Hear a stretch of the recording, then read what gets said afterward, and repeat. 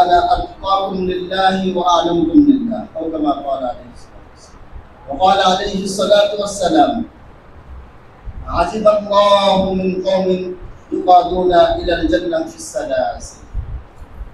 الحمد لله আল্লাহ তাআলার আমরা প্রথমেই শুকরিয়া আদায় করছি যে আল্লাহ তাআলা আমাদেরকে এই পর্যন্ত বাঁচিয়ে রেখেছে। পৃথিবীর সবচেয়ে আশ্চর্যজনক বিষয় কি বলা হয় মস্কোর ঘন্টা, আগ্রার তাজমহল বা মহাকাশ থেকে নাকি খালি চোখে দেখা যায় চীনের সেই গ্রেট ওয়াল, এগুলো নাকি আশ্চর্য বিষয় না। পৃথিবীর সবচেয়ে আশ্চর্য বিষয় হলো আমি কিছুক্ষণ আগেও বেঁচেছিলাম, এখনো বেঁচে আছি। এটা হলো পৃথিবীর আশ্চর্য বিষয়।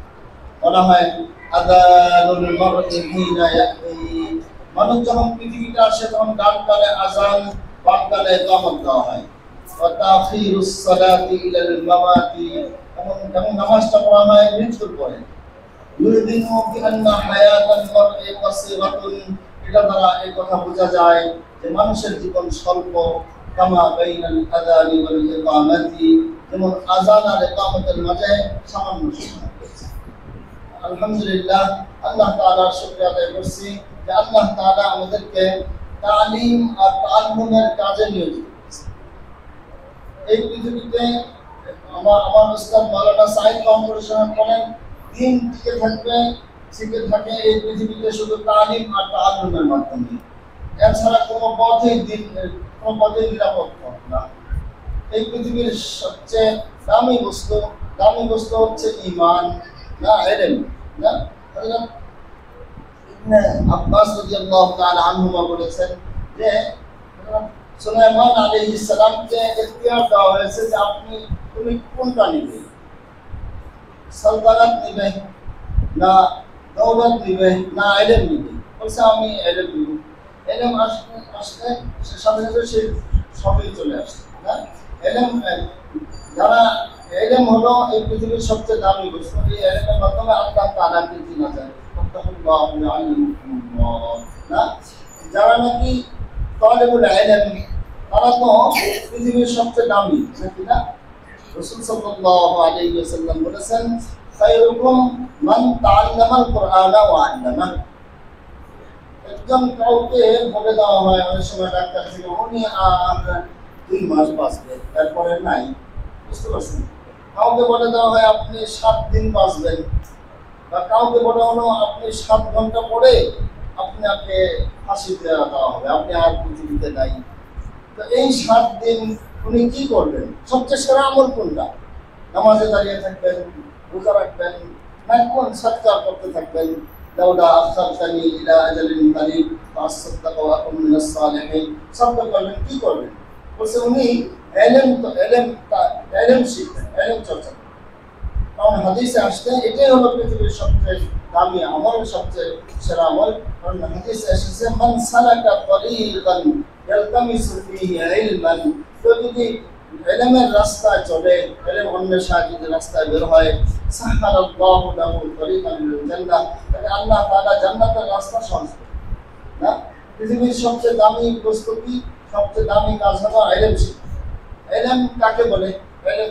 এই যে মাদ্রাসা আজকে শুরু হয়েছে, নাকি না? ইফতিতাহ হচ্ছে মাদ্রাসা, স্কুল, কলেজ, এখানে কি হয়? পড়ালেখা হয়, নাকি? কি বলেন? পড়ালেখা হয়। মাদ্রাসা, ভার্সিটি, কলেজ, স্কুল, এখানে কি হয়? পড়ালেখা হয়। পড়ালেখা করলে কি হয়? মানুষ শিক্ষিত হয়, নাকি না?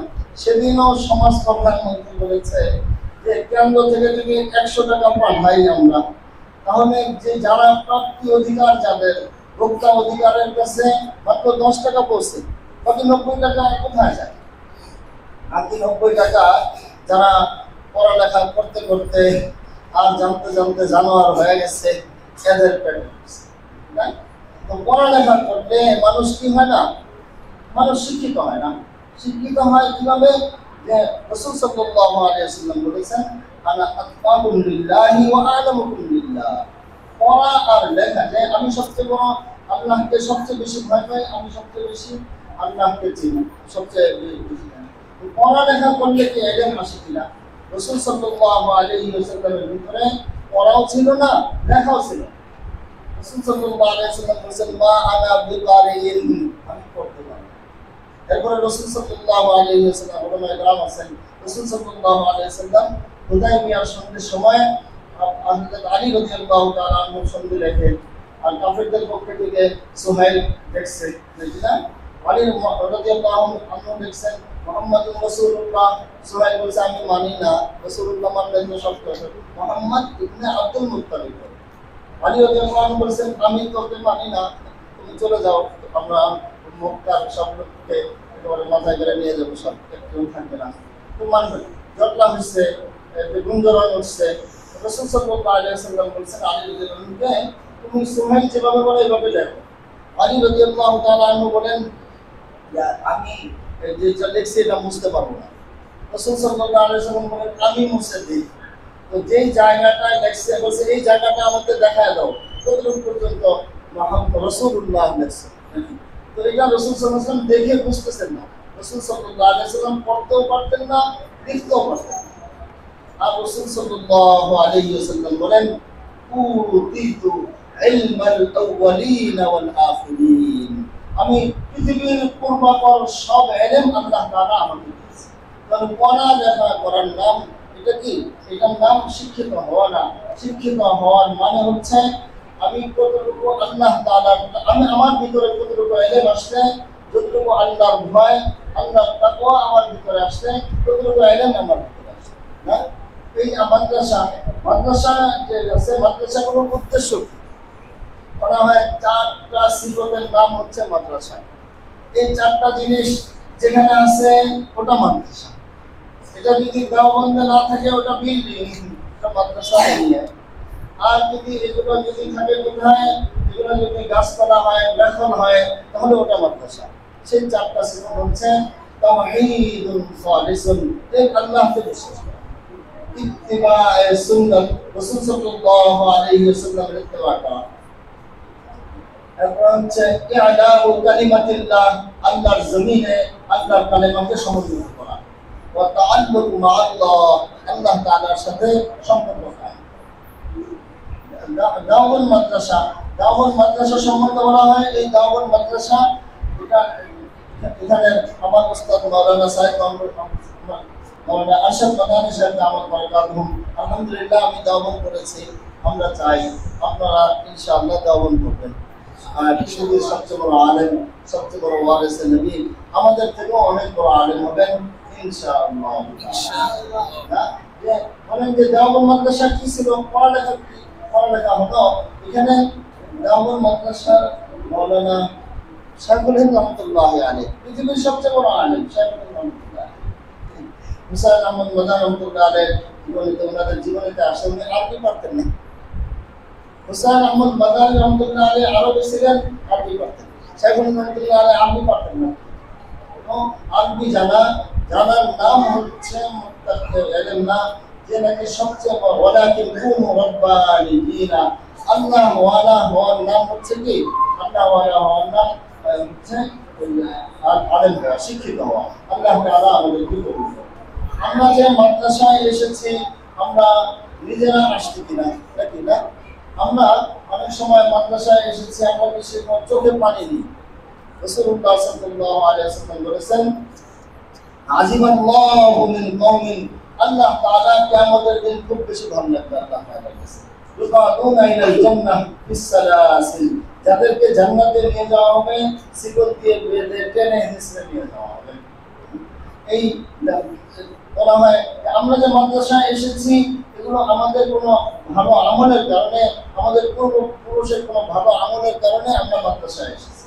দেখা যায় পৃথিবীর সব হওয়া সম্ভব, কিন্তু নবী হওয়া সম্ভব না। নবীর ওয়ারিস এটাকেও ইচ্ছা করলেই হতে পারবে না, আল্লাহ বানাইতে হয়। দেখা যায় একজনের বাপের একটা দাদার মাদ্রাসা, বাপ অনেক বড় আলেম, কিন্তু সে অনেক বড় জালেম হয়ে গেছে। আল্লাহ সুম্মা ওয়াসদাল কিতাবাল্লাযী নাসতাফাইনা মিন ইবাদিনা, আল্লাহ তাআলা এই কওমি মাদ্রাসাগুলোতে কি হয়? এই কওমি মাদ্রাসাগুলোতে কি হয়? আল্লাহ ওয়ালা করে।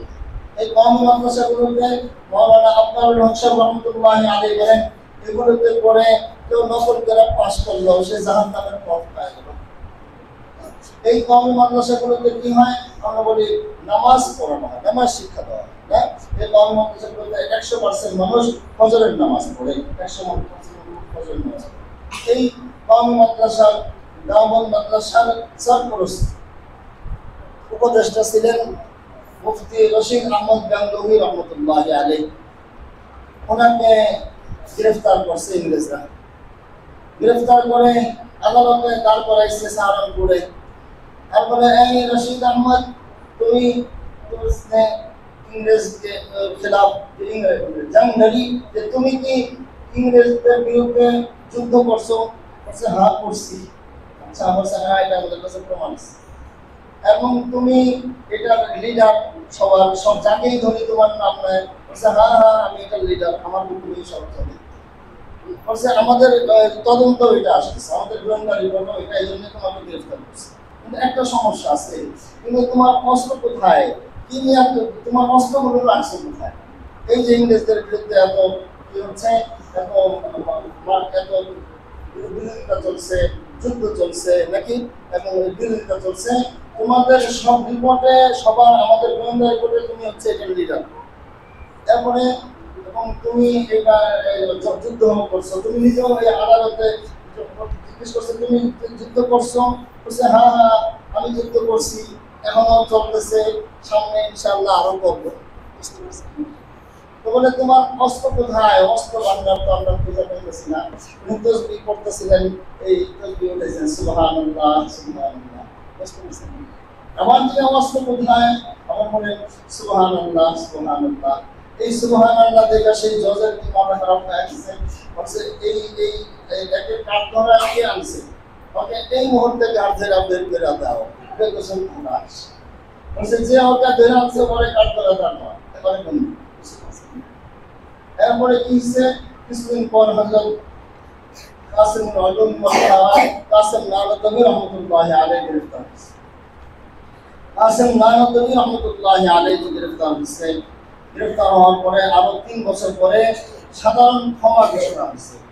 এই 3 বছরে কি হয়েছে, শুধু দিল্লিতেই 57,000 মুসলমানকে উলামায়ে কেরামকে জবাই করা হয়েছে, ফাঁসিতে দেওয়া হয়েছে এবং 20,000-এর উপরে আলেমকে ফাঁসি দেওয়া হয়েছে।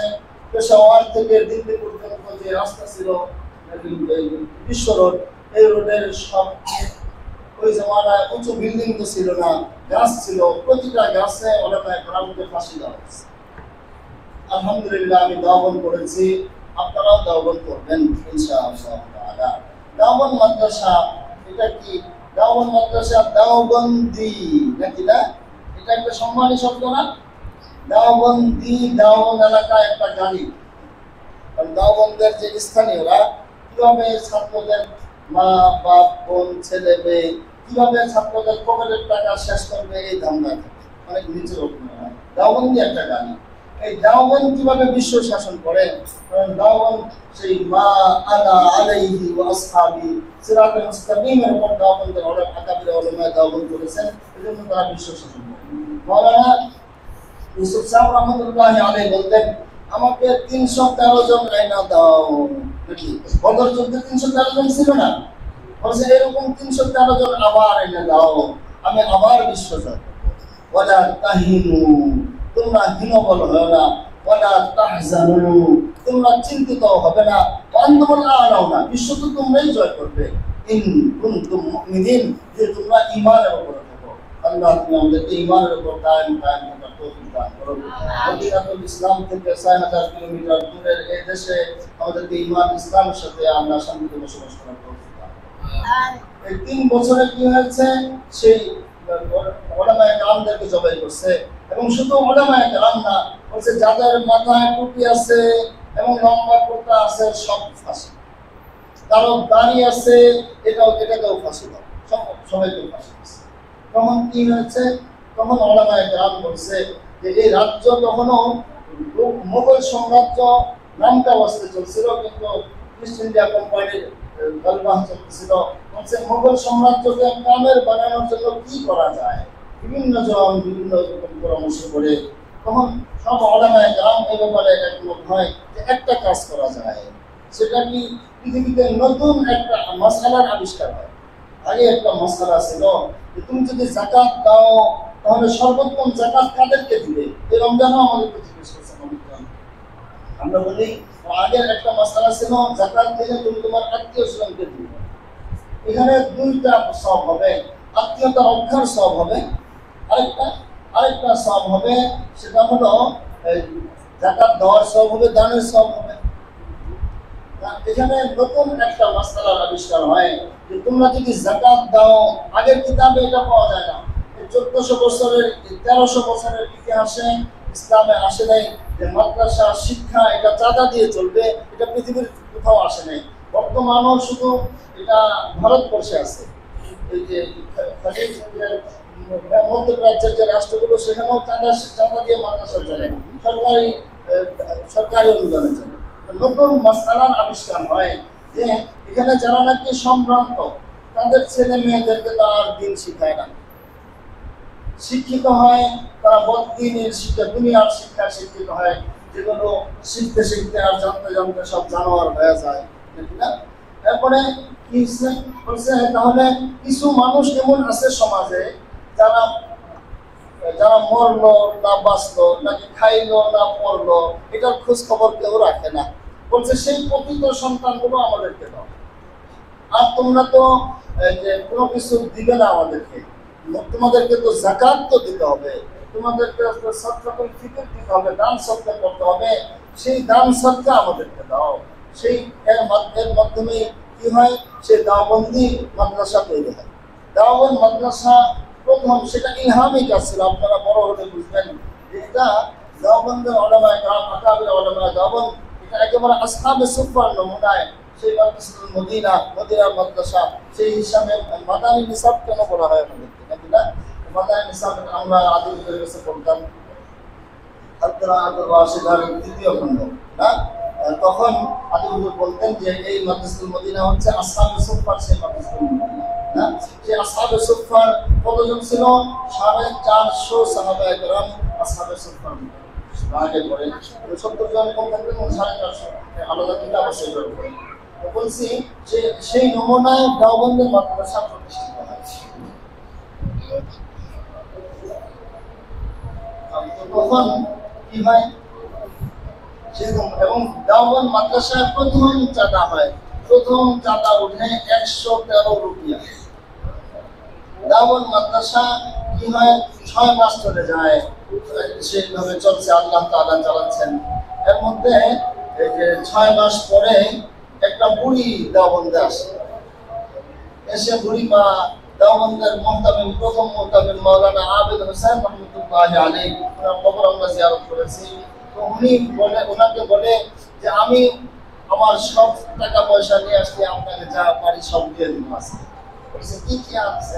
বলছে আমি 6 মাস ধরে আমি চরকায় সুতা কাটি, এগুলা থেকে টাকা বাঁচাইছি, সংসারে বাঁচাইতে নিয়েছে, এই 4 আনা নিয়ে আসছে। 1 টাকা 4 ভাগের 1 ভাগ, এই 4 আনা নিয়ে আসছে। বলছে এটা তোমার মাদ্রাসায় আমি দিয়ে দিলাম বাবা, তোমরা এটা দিয়ে চলো ভালো।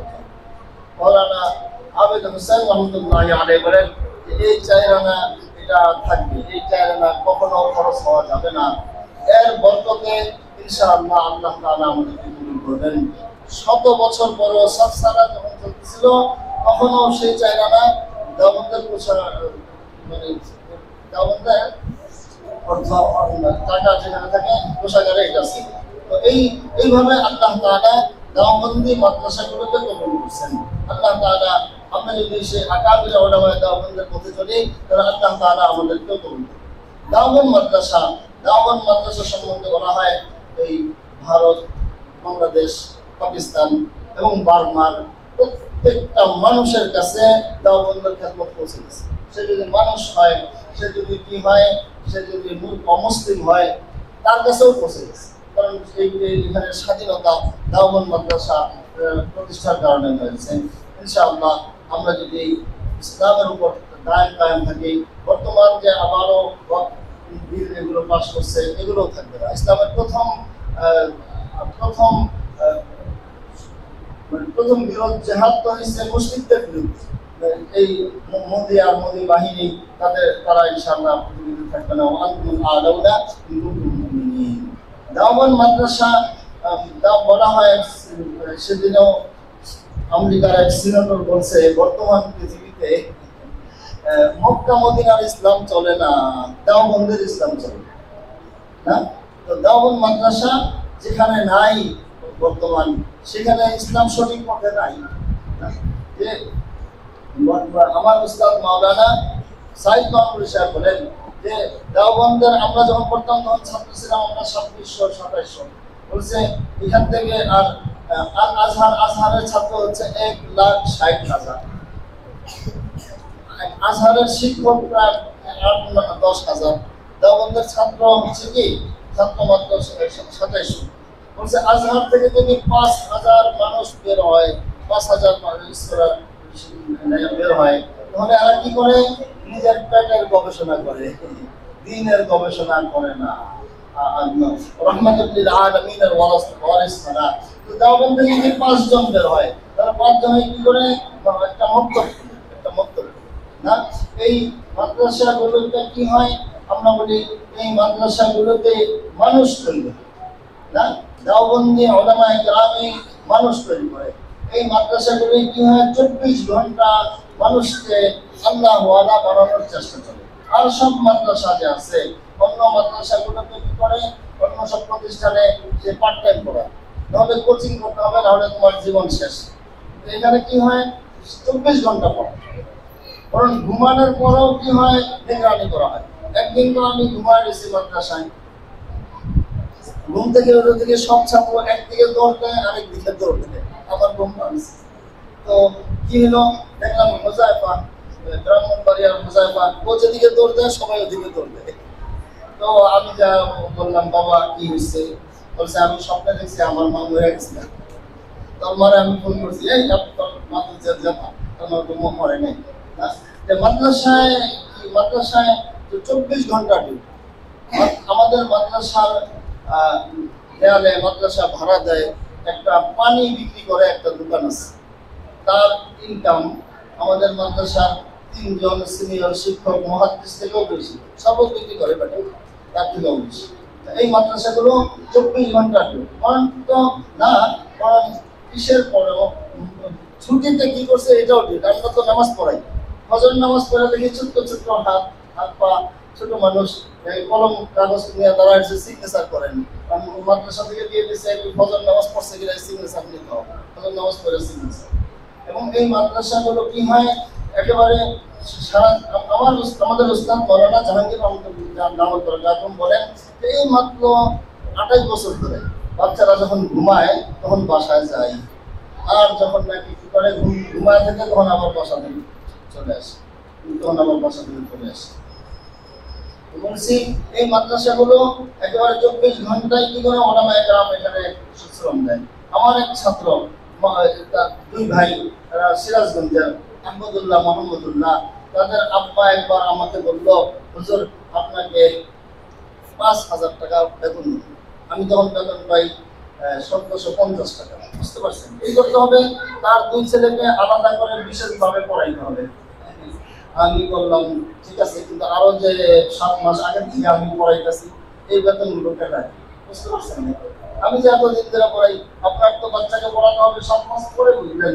আমি তো আগে থেকে এগুলো আলাদা করে কোচিং করে, আমার কোচিং সেন্টার আছে, যেগুলো পড়ে না এগুলো আমি আলাদা করে বাইরে রাখি। এটা হলো আমার কোচিং সেন্টার, আর কোথাও যেতে দিই না, আমার কোচিং সেন্টারে কোচিং করি। বলছি এই মাদ্রাসাগুলো 24 ঘন্টা ডিউটি পালন করে, এবং এই মাদ্রাসাগুলো একেবারে মৃত্যু পর্যন্ত উলামায়ে কেরাম এখানে না। কারণ উত্তরার যে সমস্ত গাড়ির ড্রাইভার তারাও আমাদের থেকে বেশি বেতন পায়। হযরত মাওলানা আহমদ শফি সাহেব, ওনার বয়স হচ্ছে 104 বছর, একেবারে আগে কি দেওয়া নল লাগানো নাকি। উলামায়ে কেরাম ওনার কাছে যায় আর বলে তাহাজ্জুদ কিন্তু ছাড়া যাবে না, নফল নামাজ ছাড়া যাবে না, খাওয়াজ কিন্তু নফল থেকে অনেক না। মাওলানা আব্দুল্লাহ দরখাস্তি রহমতুল্লাহি আলাইহি উনি কি করছেন? উনি হাসপাতালে শোয়া, সবাই নিয়ে ওনাকে হাসপাতালে ভর্তি করছেন, উনি জিকির আজকার করছেন। হাসপাতালের ডাক্তার আসলে কথাবার্তা বন্ধ, কারোর সাথে কথা বলে না, রব্বুল আলামিনের সাথে কথা বলছেন, আপনার জিকির করছেন। ডাক্তার আসলে এসে ওনাকে নাড়া দেয়, করে না, পায়ের ভিতরে এই করছে, চাবি দিয়ে পাকে নাড়ে, পাও নড়ে না। তো ডাক্তার বললো ও বয়স বাইরে গেছে, তো এমনই হয়, আমরাও এক সময় এমন হয়ে যাবো যে বেশি বয়স হয়ে গেছে, তো অনুভূতি শূন্য হয়ে গেছে, বার্ধক্যজনিত সমস্যা। তো কিছুক্ষণ পরে ওনার যখন নাকি চিকিৎসা শেষ হয়েছে, উনি জবান করছিলেন, ডাক্তার নেই কে কাহা, ডাক্তার কি বলে যে আমি সব বুড়ো হয়ে গেছি, আমাকে কোরআন হাদিস তাফসীর মাসআলা সম্বন্ধে যে কোনো বিষয় আমাকে জিজ্ঞেস করতে হবে, আমি যদি না পারি তাহলে পাকিস্তানের ভাষা বলছে তাহলে আমার গুলি গ্রামের আমার একবার মৃত্যু পর্যন্ত ওলামায়ে কেরাম কি করে সেই কি হয় মানুষকে দিনের কাজ করেন।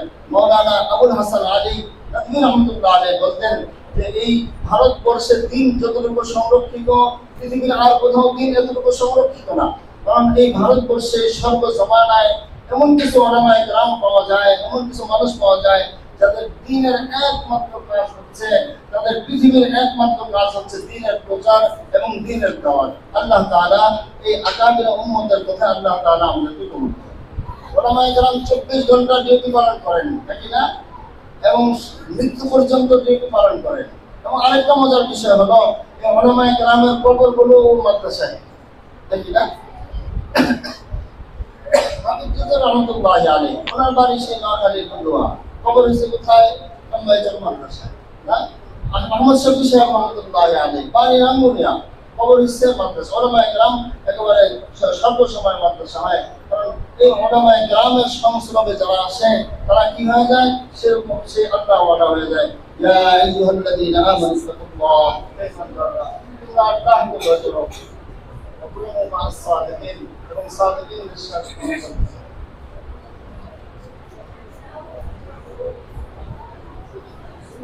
বলছিলাম যে এই মাদ্রাসাগুলো কি করে, এই মাদ্রাসাগুলো আল্লাহ ওয়ালা তৈরি হয় না, যে সেই যাদের কি হয়েছে সুন্নাতে ইউসুফের উপর আমল হয়েছে, জেলখানায় গেছে, তাদের থেকে আমরা শুনেছি জেলখানায় যদি কোনো চেষ্টা চোর যায় তাহলে কি হয়, সে একেবারে চোরের সর্দার হয়ে যায়। আর চোর যদি যায় তাহলে সে কি হয়, ডাকাত হয়ে বের হয়, আর ডাকাত হলে সে গডফাদার হয়ে বের হয়, নাকি না। আর ওলামায়ে কেরামের সংস্রবে কেউ যদি আসে বা ওলামায়ে কেরামের সংস্রবে থেকে যদি কি হয় যে 3 চিল্লায় যায়, 4 মাস চলে যায়, তাহলে কি হচ্ছে, হাঁটলে সবাই বলতে থাকে এটা হচ্ছে শাইখুল হাদিস হাদিস বলতেছি আমরা। আমাদের এই পথগুলো হচ্ছে দাওবন্দের পথ, আকাবির ওলামায়ে কেরামের দাওবন্দের পথ। আল্লাহ তাআলা এই কথা আমাদেরকে কবুল করুন। দাওবন্দ মাদ্রাসা কে বানাইছে না, দাওবন্দ মাদ্রাসা কারা বানাইলো, এত বিশাল মাদ্রাসা, যার এত বেশি খেদমত। মনে হয় দাওবন্দ মাদ্রাসা বানিয়েছে উস্তাদুল কুল মামলুক আলী রহমতুল্লাহ আলাইহির ছাত্র।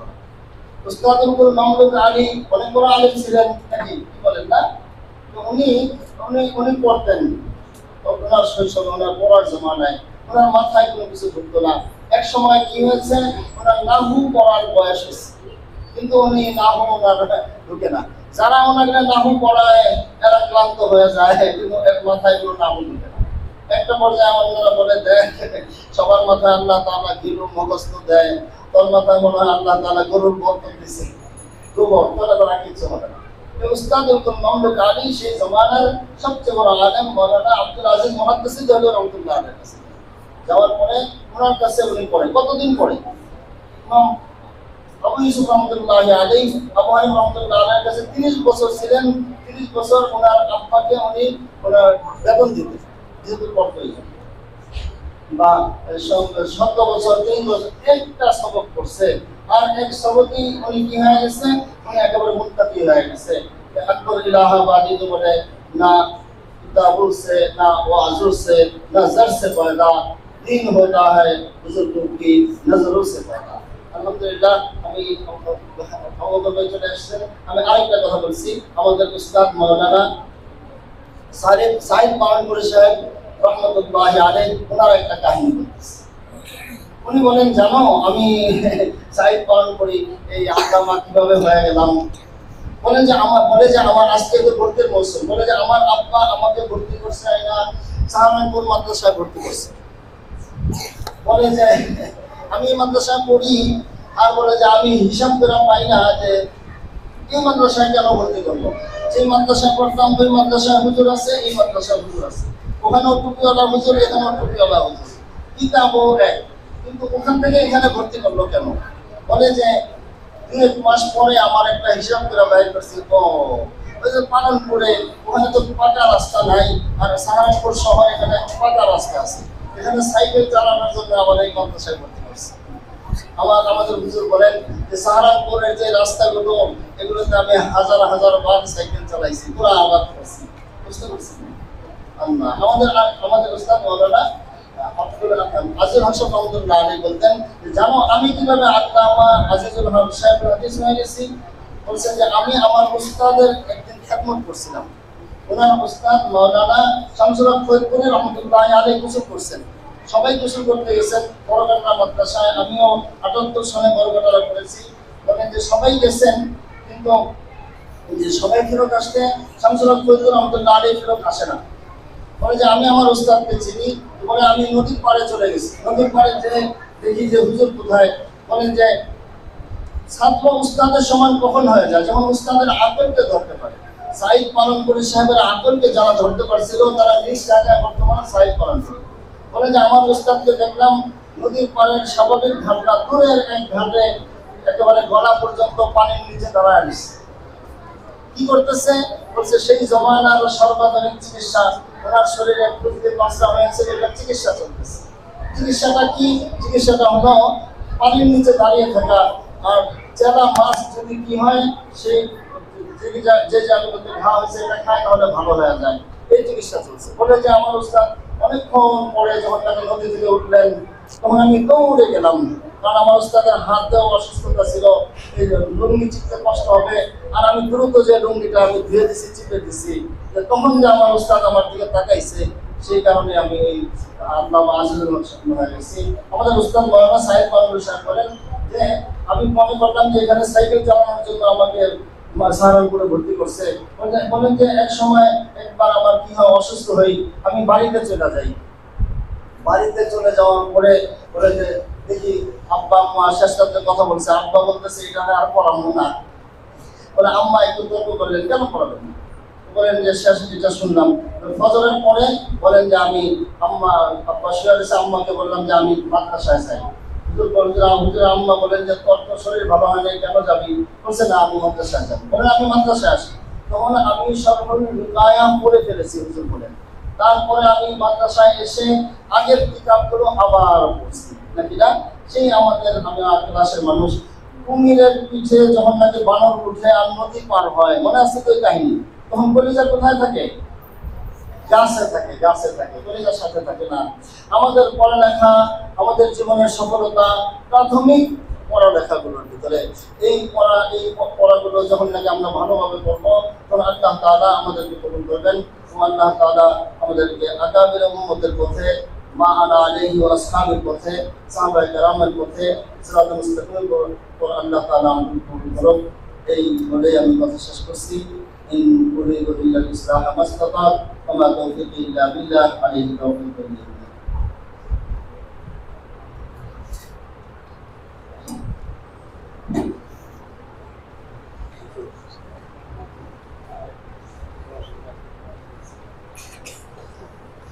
আলহামদুলিল্লাহ, আজকের নতুন সবক উদ্বোধন অনুষ্ঠানের আমরা মূল পর্বে এখনই পদার্পণ করবো ইনশাআল্লাহ। এখন নতুন সবক প্রদান করবেন আমাদের সম্মানিত দুই উস্তাদ। উস্তাদদেরকে নতুন সবক প্রদান করার জন্য বিনীত অনুরোধ করছি।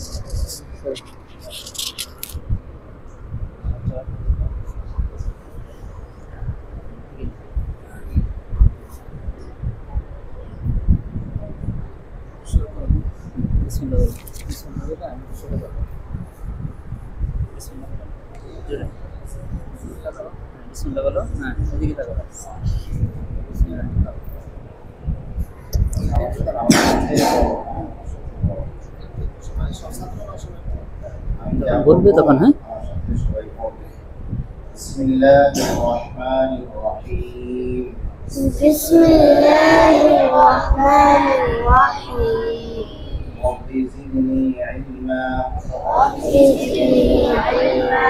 رب زدني علما رب يسر ولا تعسر وتمم بالخير وبك نستعين يا فتاح رب اشرح لي صدري ويسر لي أمري واحلل عقدة من لساني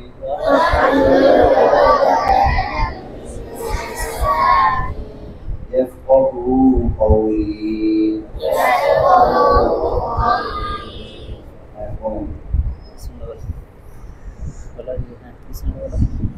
بسم الله الرحمن الرحيم. ألف با تا سا جيم حا خا دال زال را زا سين شين صاد ضاد صاد ضاد صاد ضاد ضا ظا عين غين فا قاف كاف لام ميم نون واو ها همزة يا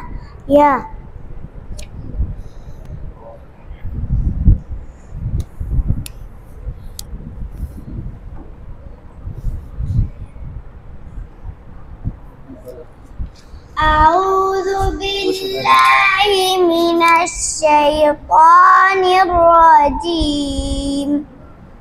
سورة الفاتحة مكية. بسم الله الرحمن الرحيم.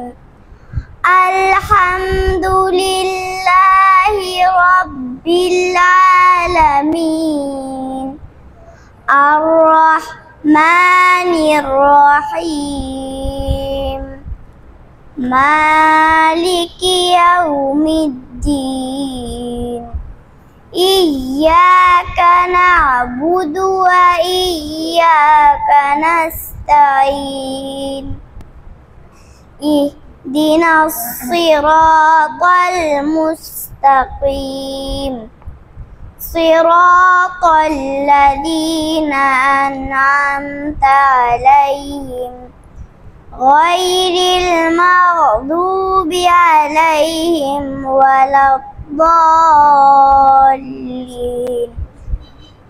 سورة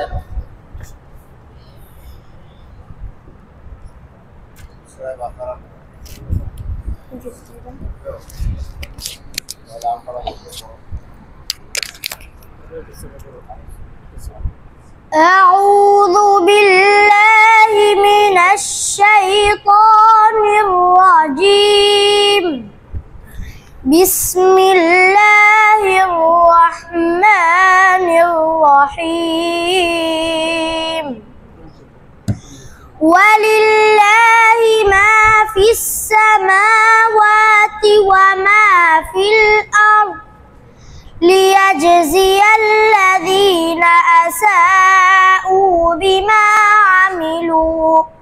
بما عملوا ويجزي الذين أحسنوا بالحسنى.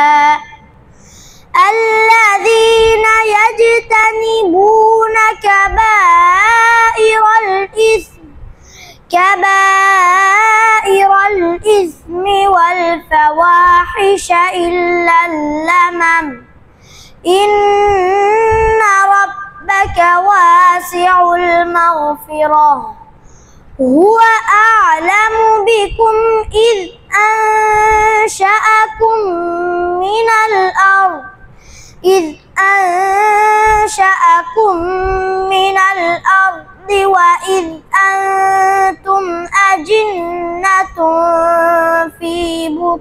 بطون أمهاتكم فلا تزكوا أنفسكم هو أعلم بمن اتقى صدقت يا رب العالمين.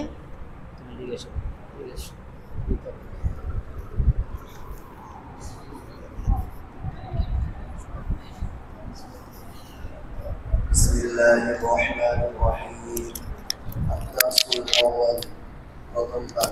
কিতাবুন একটি বই, কলামুন কলামুন একটি কলম, কুরসিয়ুন একটি চেয়ার, বাইতুন একটি ঘর, বাবুন একটি দরজা, মিসবাহুন একটি বাতি, জিদারুন একটি দেয়াল, সারিরুন একটি খাট।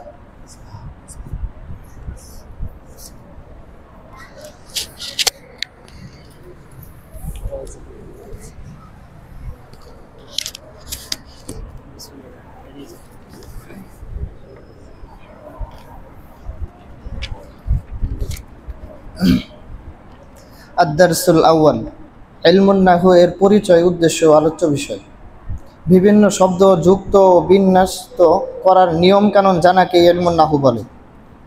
মূল কথা, ভাষার নিয়ম কানুনকে ব্যাকরণ বা কওয়াইদুল লুগাত বলে। আরবি ভাষা ও নিয়ম কানুন ও ব্যাকরণকে কওয়াইদুল লুগাতিল আরবিয়্যা বলে। এটা দুই ভাগে বিভক্ত, আন-নাহু ও আস-সরফ।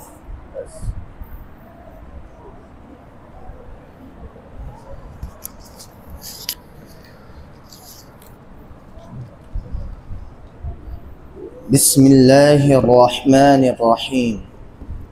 الحمد لله رب العالمين والعاقبة للمتقين والصلاة والسلام على رسوله محمد وآله وأصحابه أجمعين. أما بعد، هذا مختصر مضبوط في النحو جمعت فيه مهمات النحو على ترتيب الكافية مبوبا ومفصلا بعبارة واضحة مع إيراد الأمثلة في جميع مسائلها من غير تعرض للأدلة والعلل.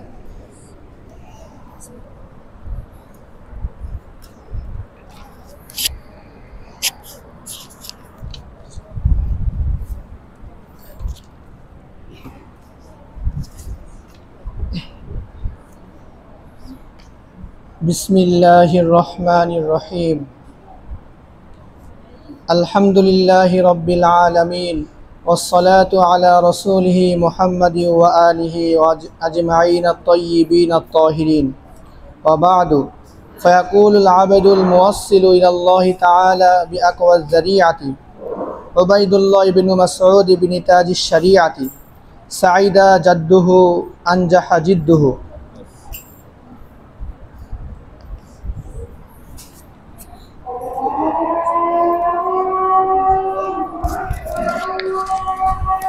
بسم الله الرحمن الرحيم.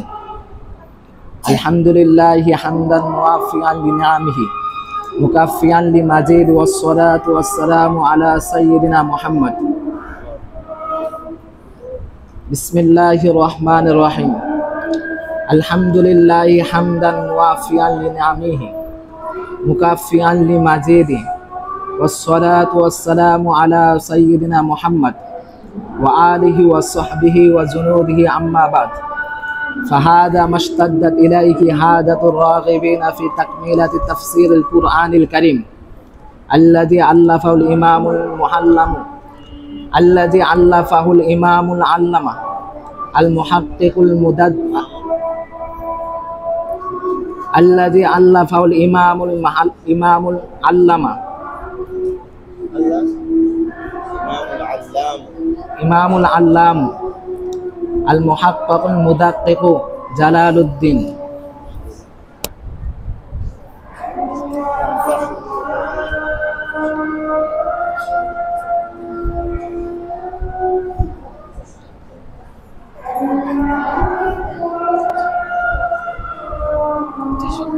সর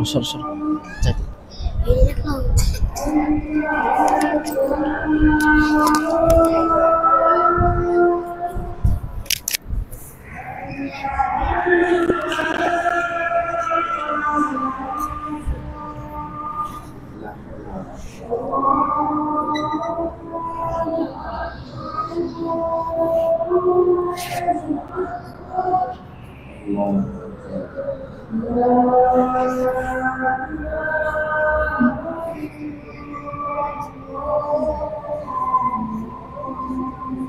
لا إله إلا الله آت محمدا الوسيلة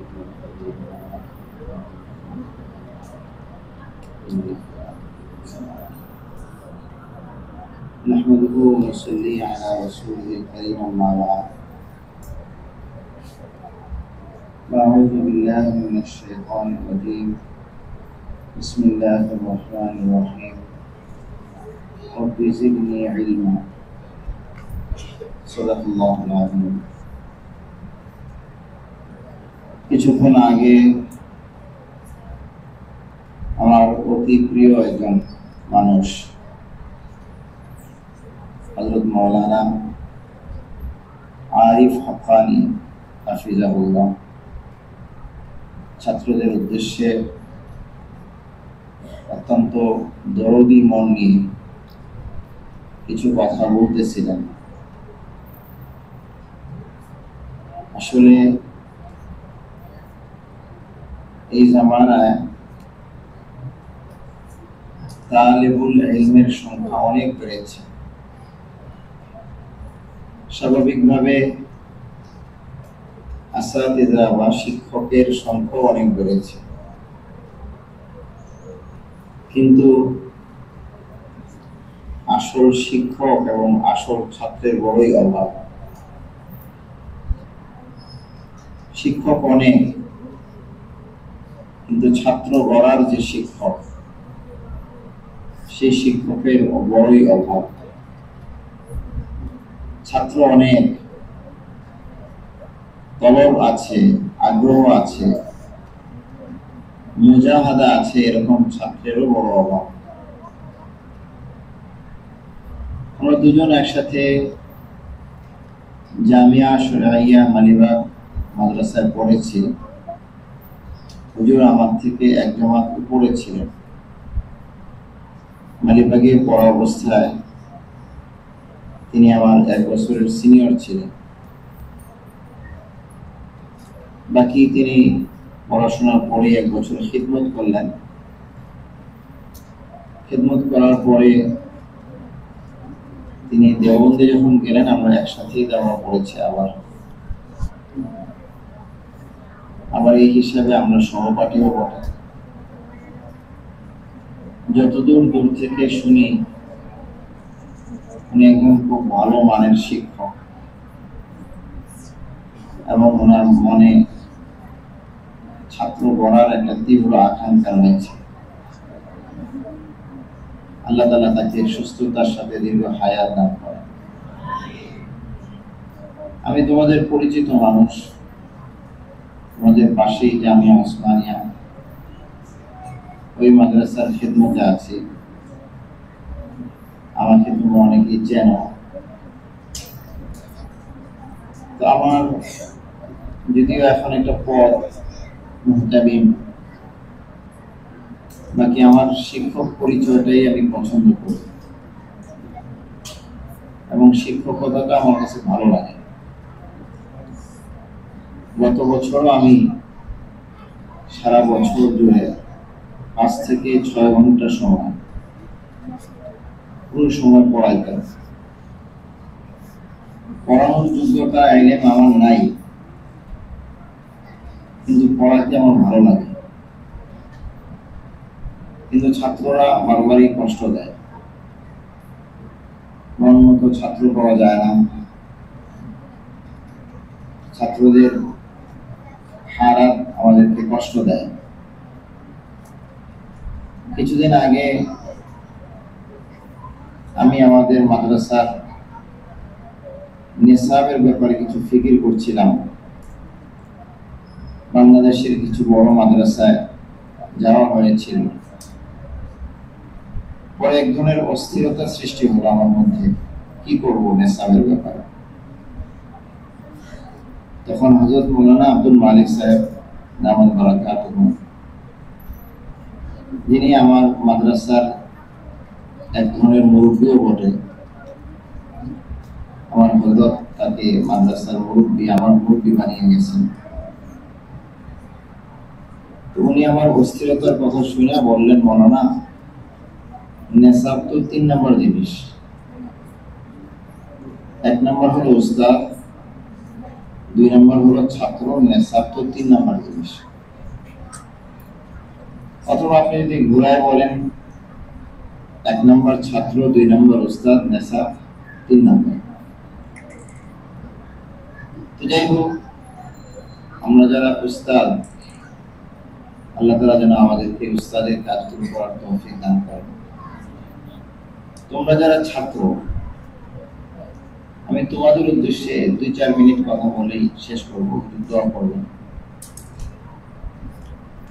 আমার একটু ক্লান্তি লাগতেছে, আর আমার বাসা মিলগির থেকে মাদ্রাসায় আসতে প্রায় 1.5 ঘন্টার তার চেয়েও বেশি সময় লাগছে। বিরক্তিও লাগতেছে, মেজাজটা তবিয়তটা স্বাভাবিক না। একটু ওনার বয়ান শুনে একটু স্বাভাবিক হয়েছে, মেজাজ খুব গরম হয়ে গেছে। মানুষের তবিয়ত অনেক সময় খারাপ হয়ে যায়। তো আমি যারা ছাত্র, তাদের উদ্দেশ্যে কিছু কথা বলে হুজুরকে দিব দোয়া করার জন্য। তোমরা ইচ্ছায় অনিচ্ছায়, বুঝে না বুঝে মাদ্রাসায় তো ভর্তি হয়ে গেছো, আলহামদুলিল্লাহ, ঠিক না? আমার কথা বুঝতেছো তোমরা? ইচ্ছায় অনিচ্ছায়, বুঝে না বুঝে মাদ্রাসায় ভর্তি হয়ে গেছো, আলহামদুলিল্লাহ। এটা একটা বড় আলামত যে আল্লাহ আমার তোমার ব্যাপারে কল্যাণ চেয়েছেন, বলো আলহামদুলিল্লাহ। আল্লাহ তাআলা, আল্লাহ রাসূল বলেন, মান ইউরিদিল্লাহু বিহি খায়রান, আল্লাহ যার কল্যাণ চান, ইউফাক্কিহু ফিদ্দীন, তাকে দ্বীনের ফাকাহাত, দ্বীনের সমঝ বুঝ দান করে। তো আল্লাহ আমাদের কল্যাণ চেয়েছেন, এতটুকু নিশ্চিত। এখন আমাদের করণীয় কি? এখন আমাদের করণীয় 3-4টা কাজ। একটা কাজ হচ্ছে, সবার আগে আমি যেটা বলবো, তোমরা সবাই দোয়া করবে আল্লাহর কাছে, আয় আল্লাহ তুমি আমাকে হাক্কানি রব্বানি আলেম বানায় দাও, তুমি আমাকে হাফেজ বানায় দাও। পারবো না সবাই দোয়া করতে? আয় আল্লাহ তুমি আমাকে ইলমে দ্বীন থেকে মাহরুম করো না, বঞ্চিত করো না। এটা হলো একটা দোয়া। দ্বিতীয় দোয়া এটা হবে, আয় আল্লাহ তুমি ইলমের জন্য মুজাহাদা করার, কুরবানি করার তৌফিক দান করো। একটা কথা সবাই মনে রাখো, বুঝে হোক না বুঝে হোক, কুরবানি ছাড়া ইলম হাসিল হয় না, মুজাহাদা ছাড়া ইলম হাসিল হয় না। ইলমের জন্য মুজাহাদা শর্ত। ইলম বড় দামি জিনিস, আল্লাহ তাআলা যারে তারে ইলম দেন না, এই জন্য মুজাহাদা করা লাগবে। মুজাহাদা মানে ইলমের জন্য কষ্ট করা। কি কষ্ট? পারি যাবে না। কি কষ্ট? মাদ্রাসার কানুন মানবা। কি কষ্ট? প্রত্যেক দর্শে হাজির থাকবা। কি কষ্ট? ইলম হাসিলের জন্য আপ্রাণ চেষ্টা করবা। এগুলো অনেক বেশি কঠিন কাজ না, কিন্তু এই কাজগুলো তো ছাত্ররা করে না। আমাদের উস্তাদরা আমাদেরকে বলতেন, তোরা কিসের পড়াশোনা করিস? আমরা এরকম করছি।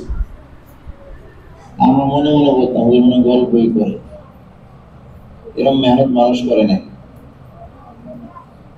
কিন্তু বিশ্বাস করো, আমরা যে পরিমাণ মেহনত করছি, এখনকার ছাত্রদের মধ্যে সেগুলো নাই। আমরা যখন পড়াশোনা করছি, এই পড়াশোনা এখনকার ছাত্রদের মধ্যে নাই। এই জন্য ইলমের জন্য মুজাহাদা শর্ত। কি ধরনের মুজাহাদা? এটা বললাম। 1 নম্বর হলো দোয়া, 2 নম্বর হলো মুজাহাদা, 3 নম্বর হলো, সময় তো নাই, 9:45 জামাত, এই 1 মিনিটে কথা শেষ করতেছে। 3 নম্বর হচ্ছে আসবাব ইলমকে ইজ্জত করা, সম্মান দেওয়া। আসবাবের বাংলা হলো উপকরণ, কিতাব, টেবিল, মানে যাদের মাধ্যমে ইলম হাসিল হয়, এই ওয়াসাইলগুলোকে দিল থেকে কি করা, কদর করা, ইজ্জত করা, এই কাজগুলো তোমাদের কাছে আমার চাওয়া, হুজুরেরও চাওয়া, আমার উস্তাদদেরও চাওয়া, করার চেষ্টা করবে তো ইনশাআল্লাহ। আল্লাহ তাআলা আমাদেরকে খুব কবুল করেন।